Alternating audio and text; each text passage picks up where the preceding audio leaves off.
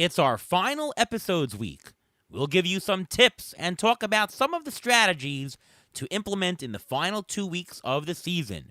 We'll also give you our waiver wire picks, and Ruvain will have his injury report too with some actionable advice. Our final regular season episode of Beat the Shift this season is coming up next.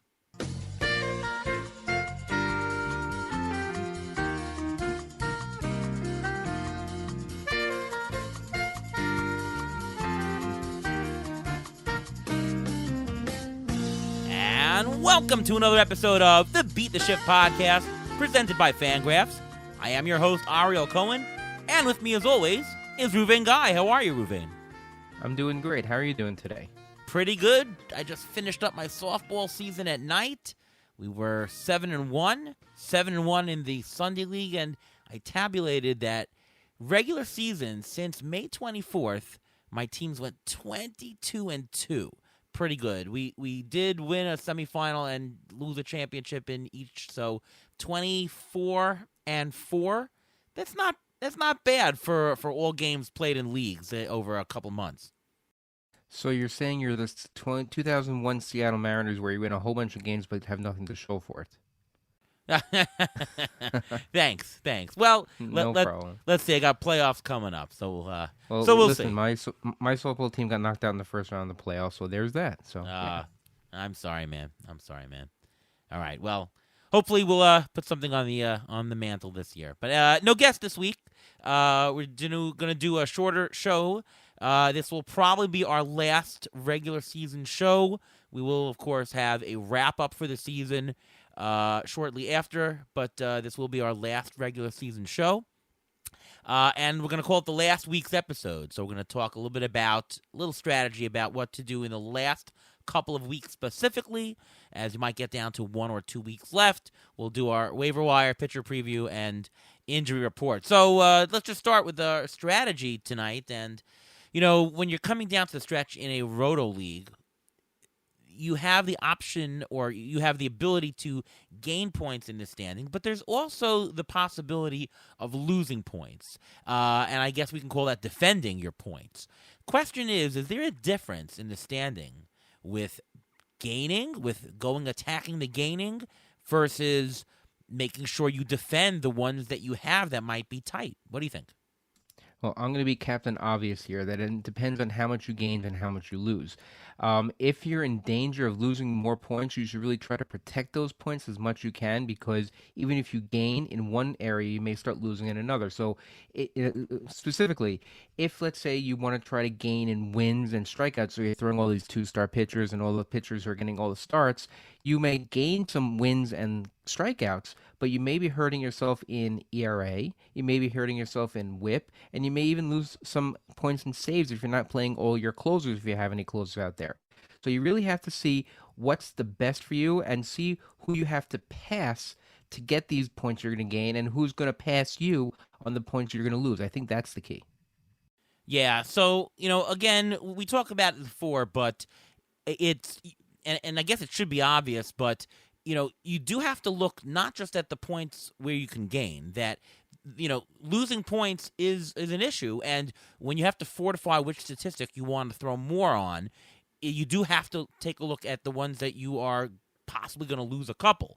It's about marginal points, right? It's hey, even though I might be down in a category and I might be towards the bottom, but if it's going to take a lot to really gain in that category, you have a very large marginal. That's not the category that you want to fortify, even if you're down in points.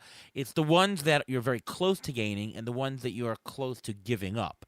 I think the difference really is how short a term you're looking here. If you're talking about over the final month of the season, there's not much of a difference in terms of fortifying and defending versus gaining. But in the last week, it really depends on whether you actually need the points or not. If you're in first place and it's about holding the lead, you don't need to gain, you're going to concentrate more in the defending. Right? If you're in third place and you're trying to make a jump to first, well, then you're going to concentrate more in the gaining if that's how you want to play it to try to win, right? So it really depends on your standing very, very much. Now, that more is about counting stats, but Ruvain, what about ratios? Because ratios, especially the pitching. Let's talk about pitching for a second. The ERA and WHIP can really come back to you. We had Spencer Strider pitching the other day, and he bombed out, and we dropped 2 WHIP points in the NFBC league that we're trying to hold second place, and we've actually got knocked out of second. I mean, obviously you're not going to sit Spencer Strider, but what do you do in that situation in general in terms of attacking the ratios where, you could drop really quickly or somebody could drop into you? Well, I think what you got to do is you got to start the right players now. That's easier said than done. You can't just pick anyone off the waiver wire and throw them in there and hope they're going to pitch 5 innings and pitch one run ball. And that doesn't always happen. A lot of times, if you're getting someone off the waiver wire and you want to throw someone in there, you're going to get maybe 5 innings, maybe 5 2/3 innings, and they're probably going to give up 4 runs or so. If your team can handle that, then you can do that. But otherwise, you're maybe better off just throwing middle relievers and having the relievers, boost your ERA and WHIP a little bit so that you can do that. I mean, you should have done that before. You should have been able to bank some ERA and WHIP points in order to be able to do this late in the season, because this is the time of the season to do it. But you also have to see how your team is trending. Like, let's say your team is trending in the wrong direction in ERA and WHIP. If they're trending in the wrong direction, and let's say hypothetically you have a pitcher like Sandy Alcantara, who's now out, what are you going to do? You're going to put in a pitcher off the waiver wire and have your ERA and WHIP suffer even more? Or are you going to put in a middle reliever, maybe vulture some wins like that, and do something like that? So ERA and WHIP are actually in the last month of the season are very volatile, and you can gain points quick and lose points quick just because people are throwing these starters that they wouldn't be throwing earlier in the year. How much are you paying attention to the number of starters versus relievers that other teams are doing? So the teams that are right in front of you, right behind you, it's a balance, of course, of ERA versus wins and strikeouts. How much are you looking at the other teams in terms of the number of starters versus relievers that they are throwing? I don't think I look at it that much. I'm looking at mine. I'm looking at how many wins are helping and strikeouts that I can get, because wins are a crapshoot. You never know when you're going to get them. You never know. Your pitcher may go 6 innings, give up 1 run, and the bullpen can blow it. So you can't really bank wins. There's no way you can do that. And looking at other teams, yes, starts you can see, maybe get an idea of how many strikeouts another team will get. So you may be able to engage whether you can gain or lose on strikeouts. But I think you should really just concentrate on yourself and make sure you start the quote unquote right guys and don't overthink it also, because sometimes you're going to overthink and say, you know what, I don't like this two-start. I don't think Spencer Strider has a good, I'm using Spencer Strider again. I don't think he has a good two-start week coming up, and hypothetically, and he didn't have a good start last time, so overthink again, don't start him. That's, there's a trap when you can fall into that. Don't overthink yourself. You should go with what you've been doing the whole season and just trust the method. I mean, Strider's at the top, but for marginal starters, I think it is a question of whether you throw an extra reliever or a starter in the end. I mean, you do have to look at the balance between where you are in marginal points and strikeouts, wins versus the ERA and WHIP, and it might lead you to say, oh, we've got some ERA to give, so yeah, fortify the wins or stuff. Or there's no way we can gain any more points than strikeouts. Make sure your WHIP and ERA are intact. That's important. If you are close, right, and it's hard to tell which to go, I think it does behoove you to take a look at what the other guys who are surrounding you in ratios or in the counting stats are doing. Oh, are they throwing more relievers? That means that their ERA is not going to move as much. That might give you a clue. So if it's not close, you have to look at your categories first. If it's not close, then no need to look at other teams. But if it is close, that little bit of information could tell you whether to throw the 6th or 7th starter or not. I think it is worth taking a look. And I also think it's going to affect how you attack FAB, because let's say Adam Wainwright's on the waiver wire. Let's say Rich Hill's on the waiver wire. Are you going after those guys? Those guys, they have a chance. They can go 5 innings, but are they going to get you a win? Are they going to hurt your ERA and WHIP? Are they worth your last few FAB dollars? And when you can spend it on, let's say, if Brusdar Graterol, he's a lower down reliever, but he's a middle reliever. He pitches in high leverage situations and can vulture you a win, vulture you a save. I think, sometimes you can spend your FAB in a better way instead of saying, you know what, he's a 2-star pitcher. Let me just go grab him. You shouldn't really think like that, because it may backfire. So it is a question in terms of chasing wins down the stretch. I mean, I remember even just a couple years ago that, you're close in wins, let's scoop up all the 2-star pitchers or good matchups. I don't know if that's the case right now. I mean, pitchers, especially younger guys or guys coming back from an injury or whatever, they're not going the 5 innings, or they're barely going the 5 innings, and it's hard to even go after those wins, right? You thinking you're getting extra starts, but you're actually not getting extra win opportunities. Is it even worth chasing them? I mean, I guess if you've got 73 wins and you've got 3 teams at 74, and that's a couple of points in the standings, I guess. But I think that the drawing line in terms of whether it's worth it to try it is much, much lower today. Do you agree? 100%. If you look at the last 5 guys on the 2-star pitcher list, and most people this coming week, their ERAs are ungodly. You would not think of rostering them mid-June, July, May, April. You wouldn't the whole season you wouldn't think of, but now you are because you're desperate for wins. There's being desperate and there's being not smart. Being smart means you're better off getting a 1-star pitcher who you think has a better chance of getting a win than just throwing out those 2-star pitchers. Unless you don't care about your ERA and WHIP. Like a couple of years ago, we didn't care about that. We just threw starter after starter. But again, that was before, and nowadays starters don't go as long as they used to, and they're really not worth it. I mean, you have to be smart about it. Your whole season is coming down to hypothetically coming down to the last 3 weeks of the season. Do you really want your season based on how, I'm just going to give an example, Jake Junis does on a 2-star week, or if you pick up Tuki Tucson as a 2-star, you don't want to lose your league because you're throwing those guys late in the year. Yeah, no, that's definitely true. You got to be a little bit more careful. Let's talk about some of the actual process of what to do and how to handle your team the last 2 weeks. And the one rule that you need to remember is that FAB does not carry into next year. It's use it or lose it. So whatever dollar amount you have for the last 2 weeks, plan to spend all of it, right? Let's say you've got 50 out of 1,000 left. How are you splitting that up in the last 2 weeks? Are you going 40 and 10, assuming that there's $0 bids? Are you doing 25 and 25? I mean, I guess it depends on who's available, but how are you? Usually what happens for you? Well, first thing you got to take a look at how much FAB the people around you have also, because you have to base it on that. If you think that you can get away with $1 bids and still get who you want the last week of the season, then you can keep $5 in your pocket and do those, pickups the last week of the season. That's not a problem. And you can actually spend the $45 over the course of the next 2 weeks.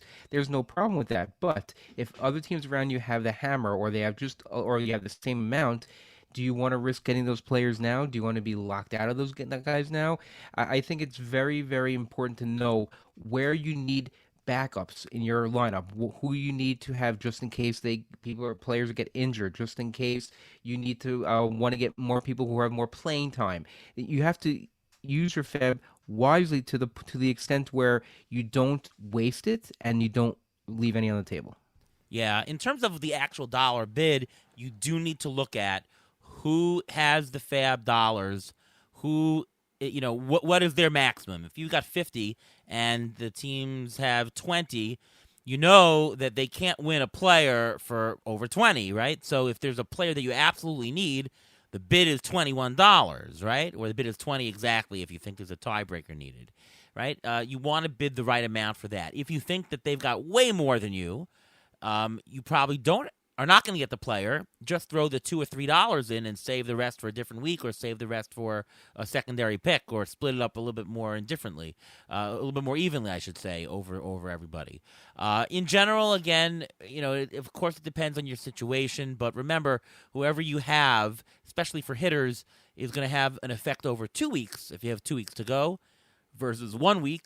So theoretically, it should be worth twice as much. Pitchers, of course, is matchup dependent, but remember that last week of the season, sometimes those pitchers don't even make that last start.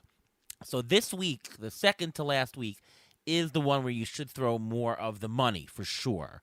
And do watch what your other league mates have, because that's really the way to do it. The other thing that, Ruben, we always remind each other of, the very, very last FAB period, the very, very last, where you're not saving any FAB, and you know who you're going to start. You could throw away anybody in your team, literally anybody. What you do need to make sure is your roster, in a redraft league, of course, I'm talking, has to have enough backup so that even if, you have your roster set Sunday night, if your fab is Sunday. There could be a DL, an IL, I should say, heading into Monday. You want to make sure that there's a backup always. If you've got a league that has two different lineup periods, you make sure that there's tons of backups. In fact, catcher, I know why do you have to carry two? If you're in a one catcher league, why do you have to carry a second catcher? But that last week in the season, why not? You're not gonna. You're not playing some ninth starter on your team. You know he's not going to get into your lineup.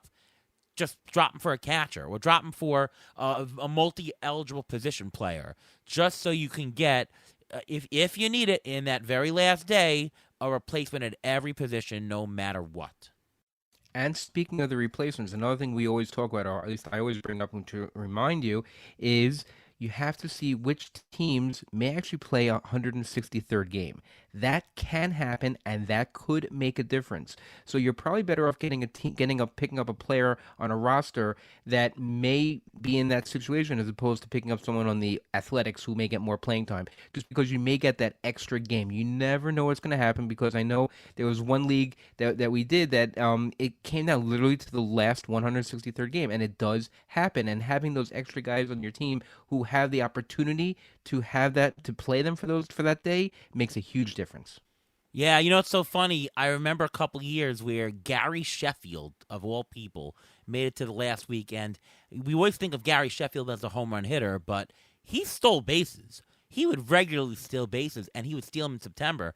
And I remember thinking, I'm like, I'm going to pick up Gary. He's going to steal some bases. Sure enough, he stole a couple bases, and I don't think I won the league, but I believe I moved up a spot and won a little bit more money because I did that. So, yes, that is a good point. Sometimes you get lucky and catch that, and it's always about playing time, right? If you got 8 games versus 7, every game counts and matters. All right, let's do some waiver wire and pitcher preview, get you a couple of names.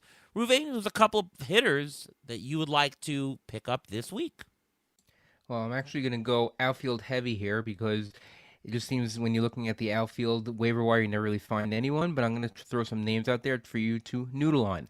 First guy I'm going to mention is Akil Baddoo. He's only owned in 4% of leagues in CBS, but in the last week, he's only had 13 at-bats, but 3 stolen bases and batting .308.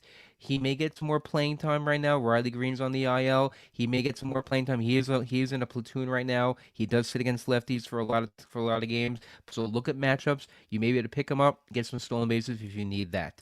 Mark Canha. Mark Canha is very streaky, and this past week he's streaking in a good way. He's batting .450 with a homer and 4 RBIs, and even has a stolen base. He's a guy that he's getting more and more playing time. Listen, the Brewers traded for him. They're going to play him. They think he's a slight defensive upgrade for what they have. If he's going to play, he's going to get some playing time. He's available in most leagues.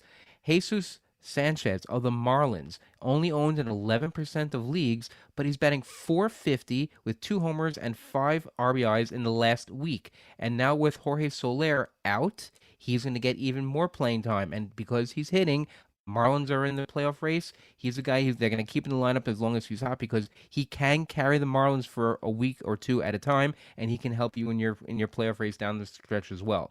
And one more guy I want to mention is Ramon Laureano of Cleveland, also in a playoff race. Sort of, kind of. I guess Cleveland tried to push in when they traded for all those players at the end at their own waiver wire. In the last couple of weeks, in those last 50 at bats, he's batting .300 with a couple of home runs, 7 runs scored. He's getting on base. He's playing almost every day, and he's only owned in 26% of leagues. He normally does steal. He hasn't stolen any bases the last couple of weeks, but he is a threat to steal. So if you need those steals, he's the guy to get. Yeah, I'll give you my guys. Well, I had Mark Canha on my list. Past 3 weeks, .371 batting average, 3 homers, 10 runs, 14 RBIs, a stolen base. He's not a guy for a shallow league. He's a guy for a deeper league. And if you're chasing a certain category, he's not your guy. There's no one category that, wow, you need this, get Mark Canha. Unless it's like OBP. He's very good in OBP if you're in an OBP league. But he is a value. He's a guy who has a little bit in each. He won't send you spiraling down in any category. So if you're looking for a guy just to bank some stats, let's say your fifth outfielder is injured in a 15-team league, pick up Mark Canha. he would be a guy that could fortify stats and just keep the ball rolling. Give you a couple of other guys. Nelson Velasquez, very streaky. He's at it again. He's heating up. In the past month, 9 homers. That's a lot for a month, guys. 17 RBI, 16 runs. He's homered in each of his last 3 games. Yeah, Nelson Velasquez is definitely a guy that he's very interesting to pick up. How about Hunter Goodman? I think he was mentioned on a show, one of our shows last couple of weeks. 20% owned. He's got 7 games at Colorado this coming week. 7 games. And he's batting .323 so far since coming up. That sounds like a good play. And how about Luis Rengifo? I spoke just about the multi-position eligible players. Rengifo is eligible at second, third, short, outfield. I just picked him up in labor last week. 16 homers on the year with 6 stolen bases, batting .264. You can do a lot worse. In his last 2 weeks, he's got 5 homers, batting .446 with 14 RBIs. And he's batting at the top of the lineup, somewhere like around the 3 spot. They're shuffling him around a little bit, but he's somewhere in the top. Let's see if Ohtani can come back, give it a little bit of a boost there. But Rengifo is interesting. Yeah, that's who I got. Anyone else? Or we've covered a lot. I think that's a lot, and I think when you pick up players, also look at their playing time. Don't just look at the average. Don't just look at the home runs and RBIs. Look at how many at bats they had, because if the sample size is very small, let's say I mentioned Akil Badul, he only has 13 at bats, but it's productive at bats. If you have a guy, let's say you want a guy for stolen bases, if he doesn't have at bats, are they putting him in as a pinch runner? Do a little deep dive and try to get that extra jewel that's out there. Yeah, we say this a lot during the season, but it really applies at the very end for this. In your settings, if you're looking at the waiver wire and it gives year-to-date stats, switch it to last 14 days and sort by at-bats. See guys who are actually getting at-bats, or sort by runs who are actually getting on and scoring. Those are the stuff that you want to pick up in the final days at-bats. Playing time is king, as we like to say. All right, pitcher preview. Who is a pitcher or two that you might want to start? Now, you might be looking not just at this week's matchups, you might also be looking at next week's matchups, because they're going to cost money next week if they have a good matchup, so you might as well get them now for free, even if they ride your bench for a week. Yep.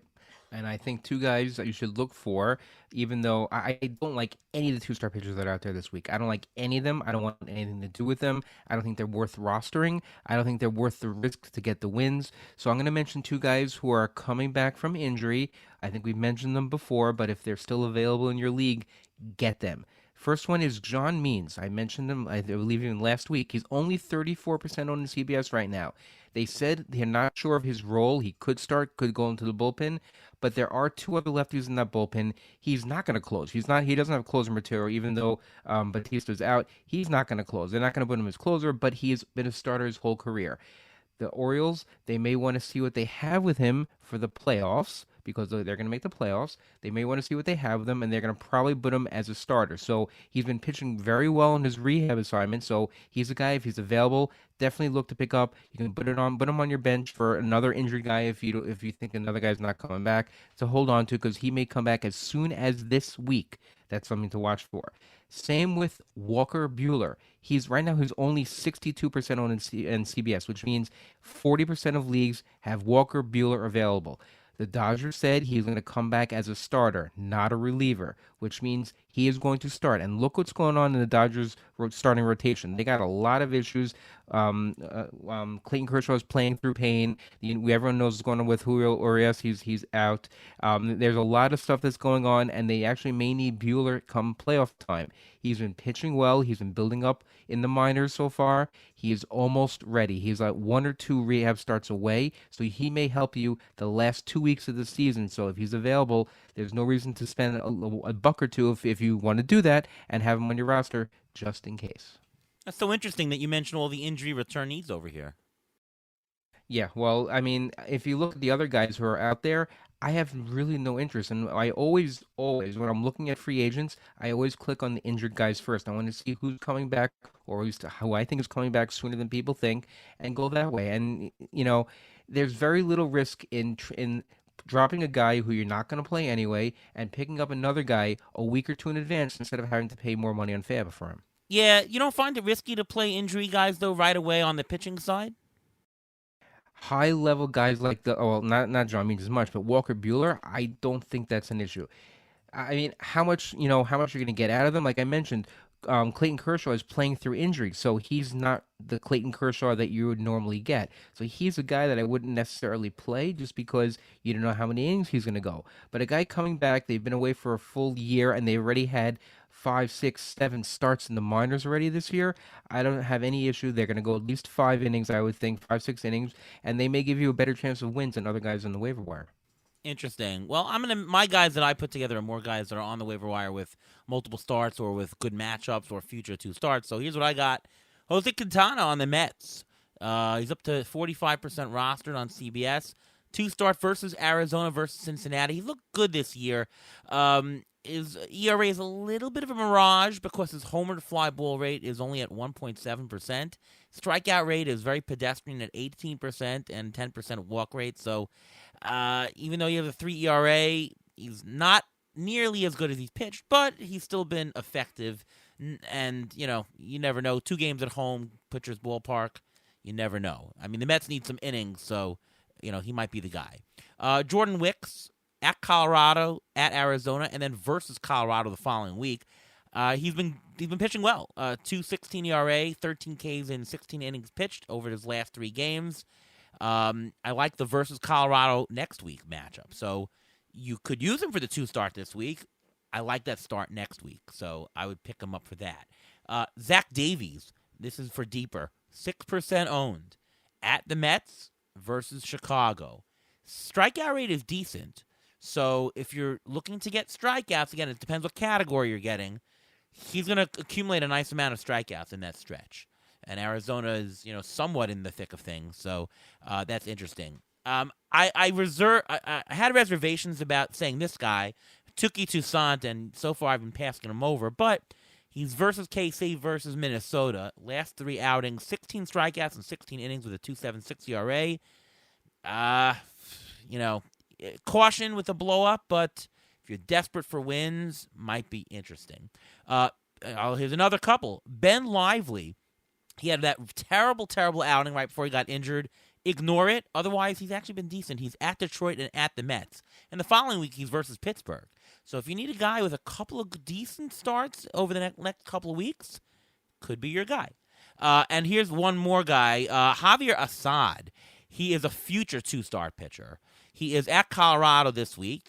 I don't know if you want that, but he's versus Pittsburgh versus Colorado. I like that to start matchup. They're on the year so far, 2.69 ERA, 1.18 WHIP. So all the guys I'm mentioning have been relatively good over the last couple of starts.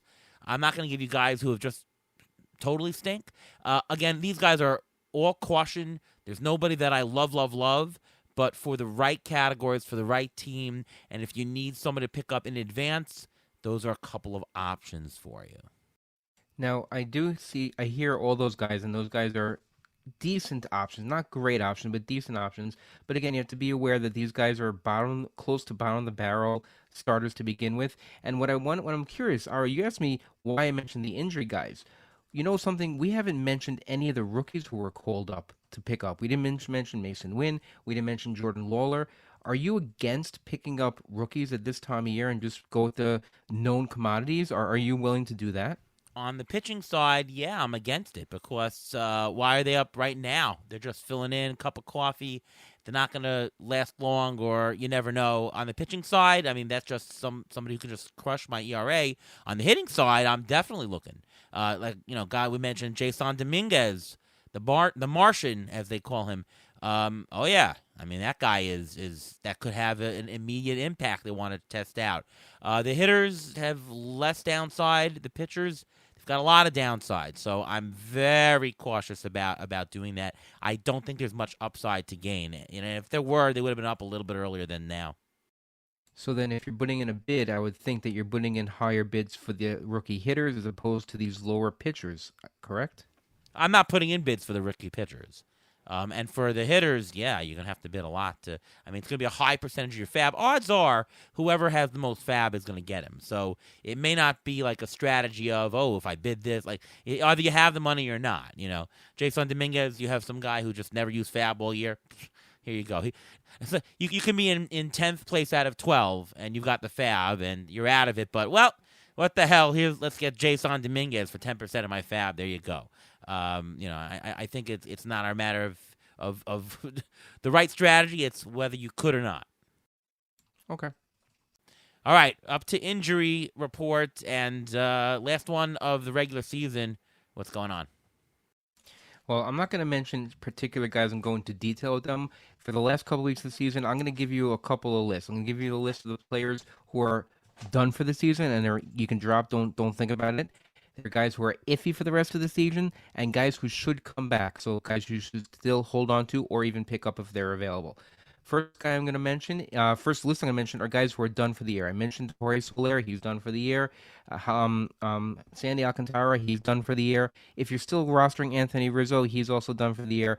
Carlos Carrasco had a dumbbell dropped on his hand and broke his finger. He's done for the year. Andrew McCutchen is also done. He has a partial tear in his Achilles. He's done for the year, but he said he's going to try to play next year. Gary Sanchez has a fractured wrist. He's done for the year. You can drop him. Danny Jansen has a fractured finger. He's getting seen by a hand specialist. They didn't say he's done for the year, but if he's getting seen by a hand specialist, he's not coming back anytime soon. Matt Manning broke his foot again. He's done for the year. Graham Ashcraft, he has a stress reaction. He's done for the year. Michael Soroka can't stay healthy. He's done for the year. And Jason Adams is a relief pitcher, who actually had an oblique injury, a side injury. Pitchers take a little bit longer to come back, so I can say that he's basically pretty much done for the year. The guys who are iffy to come back, Mike Trout, he said he wants to come back. Whether the Angels allow him, that's a good question. Same with Ohtani. Ohtani seemed like he was running in the field. He was running before the game today and yesterday. He's moving around. Looks like he's trying to play through it. He will try to play unless the Angels say no, and the Angels don't really have much say about it. I think his agent will let him know what to do. Patrick Bailey's on the concussion list. He's iffy to come back. Joey Bart was called up. He wanted another catcher and take someone. That's fine. Riley Green, he's slowly rehabbing an elbow issue. He should be back. Marcus Stroman will be back, but I don't know if he's going to be stretched out as a full starter. So I don't know if he's going to get 4, 5, even 6 innings when he comes back, just because he may not have the time to build up that strength. And Felix Bautista, he's very iffy to come back. I'd actually put him closer to the done for the season because you haven't heard anything from him, and I think they're keeping mum on it for now. I think they know what's going on, but they don't want to say anything yet, so I think that's the issue with him. And guys who should come back, Bo Bichette, he's already doing wind sprints. He's going to come back. He's coming back from only a muscular injury. Byron Buxton is going to come back, but probably as a DH only. He actually had his rehab paused for a little bit, and now he's back on it, and we'll see. He'll probably just be a DH. Joey Votto looks like he will come back if you want looking in deeper leagues. I mentioned Walker Buehler. Kyle Wright, he's going to be back. The Braves want to see what they have with him. He's going to be back activated either next week or the week after. He said he already said his rehab is done. It's up to the Braves to do what they want to do. Adolis Garcia has a knee injury. He has a patellar tendon strain. He's on the IL. They said he's going to come back. I'm not too sure. I'm not 100% sure. So he's a guy you may want to, hear more info about him, what's going on before you actually drop him. And a guy who you mentioned, who I said I didn't think he was going to come back, but I think he will come back, and that's Edwin Diaz. I think he will come back. He's trending toward that way. I think he wants to pitch maybe the last 2 weeks of the season. I think it's going to come down to that. Will he close? I don't know, because I don't know if the Mets want to put him into that situation. But, I mean, I can't see Edwin Diaz coming in the 8th inning. I don't know about you. Yeah, that's not going to happen for the Mets. It's not. Question, and we're not doing trivia today, but Byron Buxton, by the way, has had his second most healthiest season since 2017. All right, last year he had 382 plate appearances. This year he was almost second healthiest, 347 plate appearances. You know what his stat line is? You know what his homers, stolen bases, and batting average was this year? I know he wasn't hitting for average, but I still think his homer, I think it was 15 and 10 or close, something like that. Yeah, pretty good actually. 17 homers, 9 stolen bases, which is a lot for him. He stopped running, but he did run a little bit. Batting average, 207. Yikes. I mean, what is Byron Buxton's value, and is he going to be drafted high up next year, or this guy should be drafted really low? No, he's gonna be drafted lower. I think. Well, here's a good question: who do you draft higher, him or Starling Marte? Starling Marte is gonna probably have another surgery in the offseason. You get him for stolen bases. He gave you some of that this year, but his batting average wasn't there either. So, I mean, going into next year, I think I may want Buxton more than Marte because I don't know how much Marte is gonna play. I think they may I think they may get drafted around the same area in the draft. That's what I think. Yeah. Starling Marte is the number 359th highest value player according to the Razzball Player Rater at -$1 this year. Buxton actually is just a touch higher. He's still low down. He's at 306, worth $1. So, yeah, they're probably same range. I mean, Buxton, though, to me, has not as good a profile because, I mean, I know he's still 9 bases, but probably going to be less. It's just a power guy with a crap average. Starling Marte, though, has, a little bit better batting average. I know he wasn't as good as last year, but let me look it up. His batting average this year, 248, but it's not 200.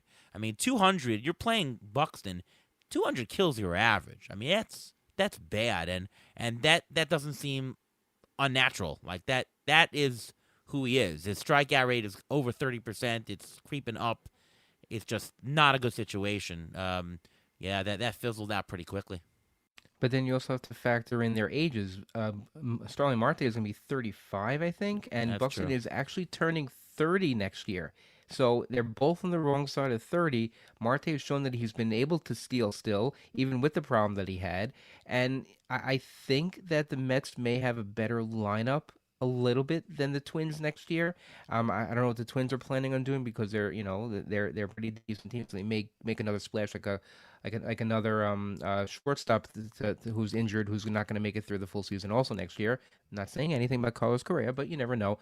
I it's a matter of the lineup I guess they're in, and you have to see during spring training how they're playing, if they're running at full speed, if they're saying they're having any soreness to begin with. But I think those are two guys that if you want a fourth outfielder, a fifth outfielder, I think that's the range they're going in. Yeah, Carlos Correa worth $3 this year. 17 homers, 230 average. Thank God the Mets didn't sign him long term. I mean, that is just a bust of a profile. I never liked him from a stats point of view. I think totally overrated every year. He had a good season in 2022, batting 290, 22 homers, but he's and he hasn't been very, very injured. I mean, he's putting up so far about 550 plate appearances. And that's not bad. And I think the San Francisco Giants are happy they didn't sign him either. Yeah, pretty much. And Twins will be a playoff team, so I guess they did it right. I guess.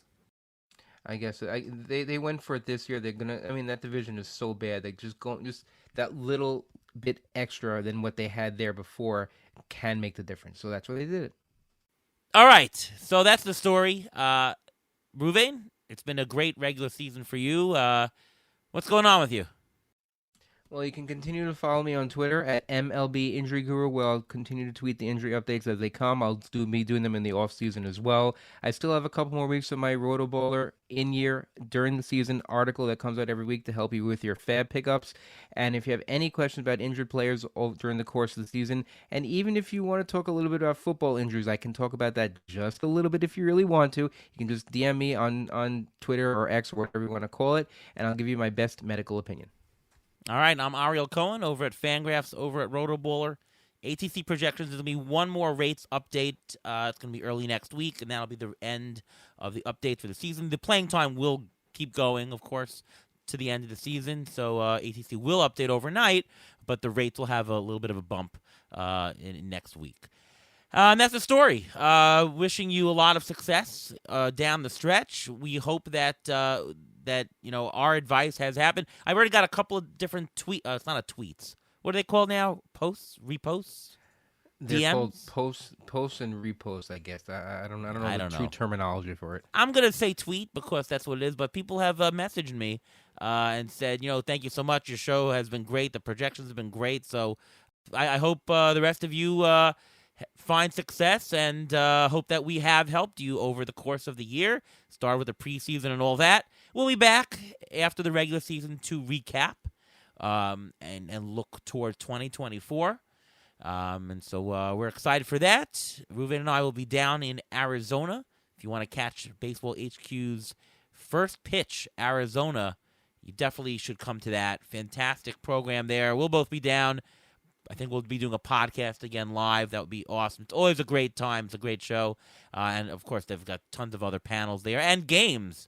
And there's even drafts there. I mean, they've got it all. It's a whole weekend of fun. So hopefully you can join us there. And that's it. Anything else to wrap up the season, Ruven? Nope. I hope we were able to help everyone. I hope my injury reports help people manage their roster more efficiently, because that's the idea. You got to make sure you know who to hold and who to drop, and that's very important. I mean, I follow my own advice. If you look at my waiver wire pickups, they're the same waiver wire pickups. A lot of them I mentioned on this show. I know you do the same. So we practice what we preach, and we hope we were able to help you during the course of the season. Yeah, one thing to note, and somebody once asked me this, but do you guys actually listen to your own advice? Yeah, I mean, we're just telling you what we do, and all of the things that we're considering, we do it. This is our own stuff. I consider myself a fantasy player first, then analyst. It's about the winning, it's about the playing, it's about the strategy and the game theory of doing it. So I'm first that, and second analyst. I'm just reporting what I do, and hopefully that helps other people. Yep, I agree. I mean, it helped us this year. I think all our teams are so far in the money right now. So, following our own advice seems to be working. So hopefully you followed it to a certain extent as well, and hope we were able to help you. Absolutely. All right, that's it for us here. Once again, thanks so much for listening. Good luck in the rest of your weeks, and until next time, we'll see you later.